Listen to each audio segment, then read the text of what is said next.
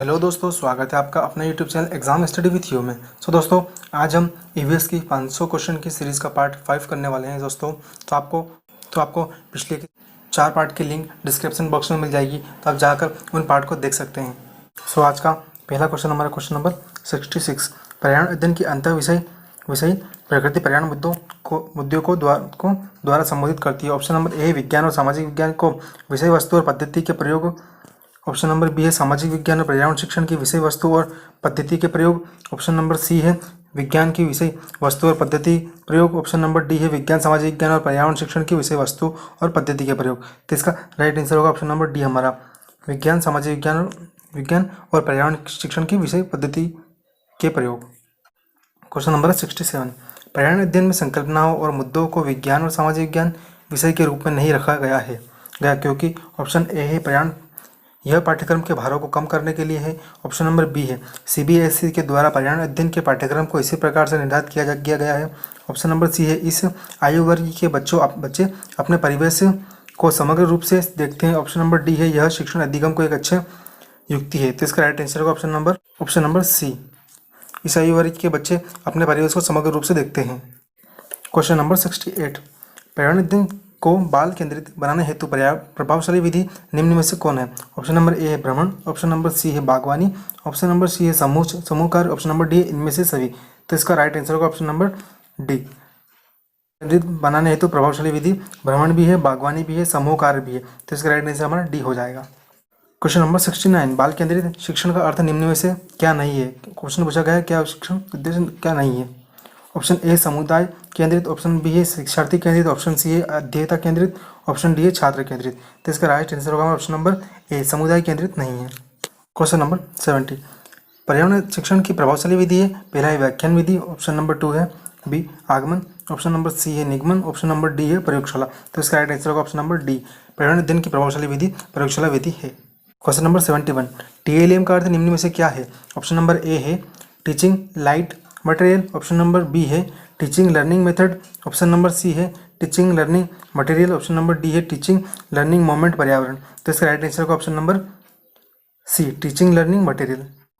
Question number 72, प्राथमिक स्तर पर पर्यावरण अध्ययन के लिए कौन सी विधि प्रभावशाली है। प्राथमिक स्तर पर पर्यावरण अध्ययन के लिए कौन सी विधि प्रभावशाली है बताना है।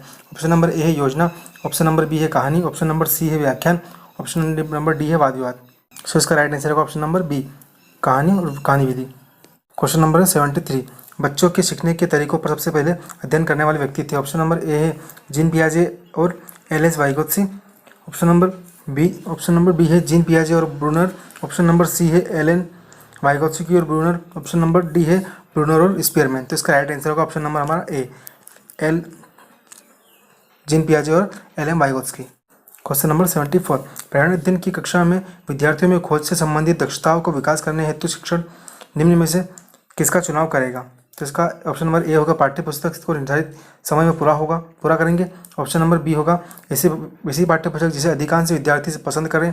ऑप्शन नंबर सी होगा ऐसी पाठ्य पुस्तक जो विद्यार्थियों के लिए महत्वपूर्ण हो। और ऑप्शन नंबर डी ऐसी पाठ्य पुस्तक जो विद्यार्थियों के लिए दैनिक जीवन से संबंधित जुड़ी समस्याओं से हो। तो इसका राइट आंसर होगा ऑप्शन नंबर डी, ऐसी पाठ्य पुस्तक जो विद्यार्थियों के लिए दैनिक जीवन से जुड़ी समस्या से हो। क्वेश्चन नंबर 75, पर्यावरण शिक्षण में सामूहिक चर्चा से संबंधित शिक्षण विधि कौन सी है। ऑप्शन नंबर ए है भूमि निर्वाह। ऑप्शन नंबर डी है व्याख्यान। ऑप्शन नंबर सी है वर्णन। ऑप्शन नंबर डी है विचार गोष्ठी। सो इसका राइट आंसर होगा हमारा ऑप्शन नंबर डी, विचार गोष्ठी।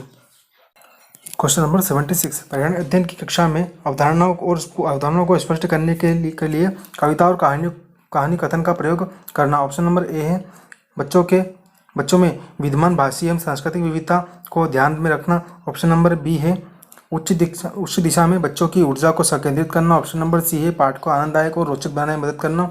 ऑप्शन नंबर डी है स्थानीय एवं विश्व स्तर पर संसार की प्रकृति को खोजने और कल्पना की योग्यता का विकास करना। तो इसका राइट आंसर होगा ऑप्शन नंबर डी हमारा, स्थानीय एवं विश्व स्तर पर संसार की प्रकृति को खोजना और कल्पना की योग्यता का विकास करने में मदद करना।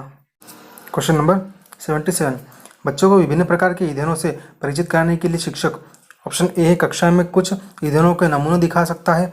ऑप्शन नंबर बी है एक लघु फिल्म दिखाने के साथ खाना पकाने के लिए इस्तेमाल होने वाली संबंधित ईंधन के प्रकारों पर बच्चों के साथ चर्चा कर सकता है। ऑप्शन नंबर डी है चार्ट पर ईंधनों के चित्र प्रदर्शित करना। ऑप्शन नंबर डी है बच्चों से विभिन्न प्रकार के ईंधनों की सूची बनाने के लिए कह सकता है। तो इसका राइट आंसर होगा ऑप्शन नंबर बी। एक लघु फिल्म दिखाने के साथ साथ खाना पकाने के लिए इस्तेमाल होने वाले संभावित ईंधन के प्रकारों पर बच्चों के साथ चर्चा करना। क्वेश्चन नंबर 78, कक्षा में पोषण प्रकरण का परिचय अधिक प्रभावी तरीके से देने के लिए एक शिक्षक को मानव दांत का प्रतिरूप दिखाना चाहिए। ऑप्शन नंबर बी है विद्यार्थियों को अपने टिफिन बॉक्स खोलने और उसकी सामग्री भोजन को देखने के लिए कहना चाहिए तथा बाद में शिक्षक को व्याख्या करनी चाहिए। ऑप्शन नंबर सी है पोषक तत्वों से भरपूर विभिन्न भोजनों के उदाहरण देने चाहिए। ऑप्शन नंबर डी है शामपट पर पाचन तंत्र का आरेख बनाना चाहिए। तो इसका राइट आंसर होगा ऑप्शन नंबर बी। विद्यार्थियों को अपना टिफिन बॉक्स खोलने और उसकी सामग्री भोजन को देखने के लिए कहना चाहिए तथा बाद में शिक्षक को व्याख्या करनी चाहिए। नंबर 79, एक विज्ञान शिक्षिका श्वसन प्रकरण पढ़ाने के बाद परीक्षा का आयोजन करती है और यह देखती है कि अधिकांश विद्यार्थी श्वसन और सांस लेने के बीच अंतर को नहीं समझते। यह किसके कारण हो सकता है? ऑप्शन नंबर ए है वह कक्षा में प्रभावी तरीके से संबंधित संकल्पनाओं को व्याख्यात नहीं कर सकती। ऑप्शन नंबर बी है वह उनकी कक्षा अध्यापिका नहीं है। ऑप्शन नंबर सी है विद्यार्थी प्रश्न को सही तरीके से नहीं समझ सकते। ऑप्शन नंबर डी है शिक्षिका को कक्षा में प्रायः बहुत अनुशासनहीनता रहती है। सो इसका राइट आंसर होगा ऑप्शन नंबर ए,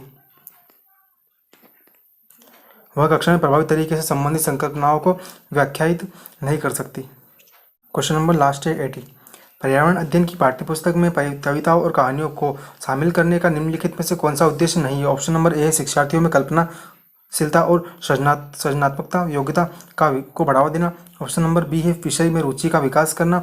ऑप्शन नंबर सी है नित्य और एकरस विषय वस्तु में बदलाव करना। ऑप्शन नंबर डी है शिक्षार्थियों को आनंद और मजा उपलब्ध कराना। सो इसका राइट आंसर होगा ऑप्शन नंबर हमारा डी। क्वेश्चन में पूछा गया उद्देश्य नहीं है, तो इसका आंसर है डी, शिक्षार्थियों को आनंद और मजा उपलब्ध कराना उद्देश्य नहीं है। पसंद आया हो तो वीडियो को लाइक करें, वीडियो को शेयर करें, तो चैनल को सब्सक्राइब नहीं किया हो तो चैनल को सब्सक्राइब करें। और अगर अभी तक आप हमारे टेलीग्राम चैनल से नहीं जुड़े हैं तो टेलीग्राम पर exam study with you search करके आप हमारे चैनल से ऐड हो सकते हैं, जिससे कि आपको सारे क्लास के PDF आसानी से